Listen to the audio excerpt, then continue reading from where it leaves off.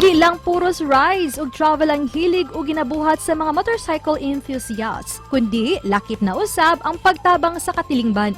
Si Ralph Andrew Abinido, kinsa usa ka motorcycle enthusiasts, usa sa mga nangunay sa pagpanghatag og ayuda ngadto sa mga nabiktima sa bagyong Udit didto sa habagatang bahin sa lalawigan sa Cebu. Ilang organisasyon nagpahigayon og Ride for a Cause event ni adtong Enero 2, pag-awhag sa mga motorcycle enthusiasts nga sama kaniya sa pagtubag sa panginahanglan sa mga residente sa maong lugar. Karong buntaga maki-inspire kita sa iyang istorya o kasinatian sa ilang kalihukan. Dinhi lang sa GMA Regional TV Live. Hinabiyon ta karon ng head organizer sa Ride for a Cause, ang usa ka fundraising event alang sa mga naapektuhan sa bagyong Odette sa Southern Cebu. We have this morning Mr. Ralph Andrew Abenido.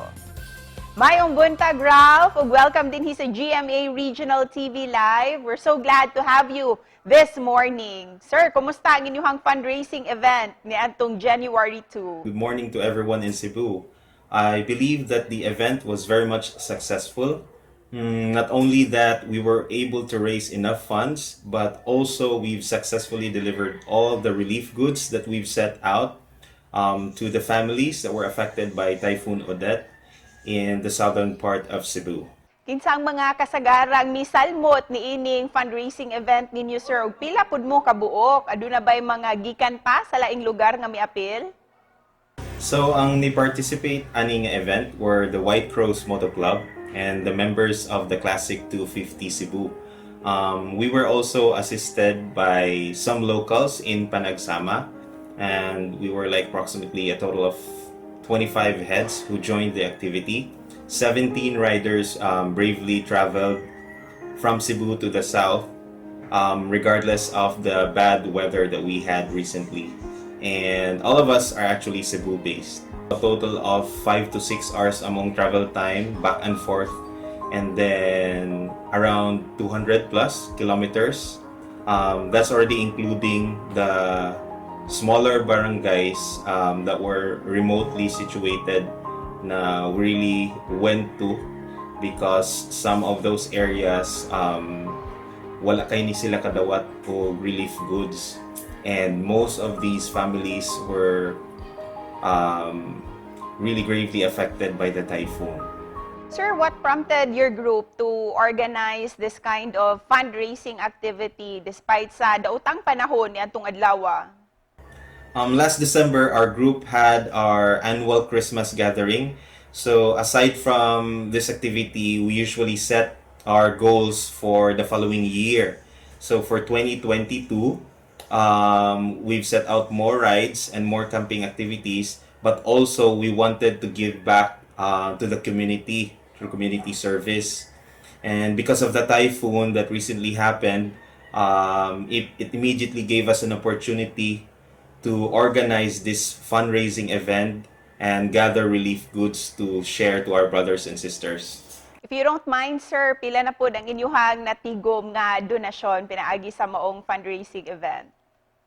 Medyo short notice ni siya nga activity because we wanted to do the Ride for a Cause as soon as possible. So the fundraising event only took like around 3 days.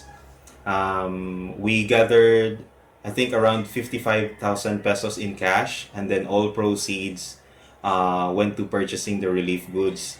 We are so thankful for our friends and our fellow Cebuanos who donated. And not only that, we also had a group outside the country who extended their help and provided cash assistance so that we could push for this Ride for a Cause.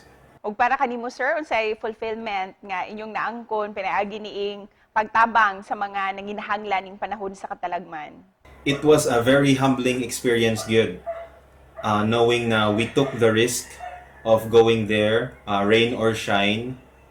We were able to see na grabe ang kalipay sa mga tao sa nadawat nila nga hinabang. Makatambok gyud sa kasing-kasing makita ka nga excited ang mga bata, unya makadungog ka sa mga katiguangan nga mopasalamat gyud nimo sa hinabang nga ilang nadawat. So we were very happy as a group na this was a very successful event. And finally, unsay message of hope nimo para sa ato ang mga kapuso who's watching us right now? Ang message lang namo sa atong mga viewers karon, especially to our fellow Cebuanos, is just to keep the faith, stay strong. For sure makarecover yung tatanan ani pohon.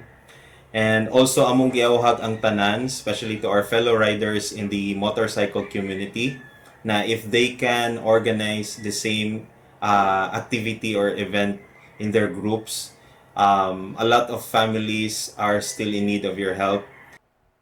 Ug daghang salamat kanimo Sir Ralph. Amping mo kanunay. Thank you so much.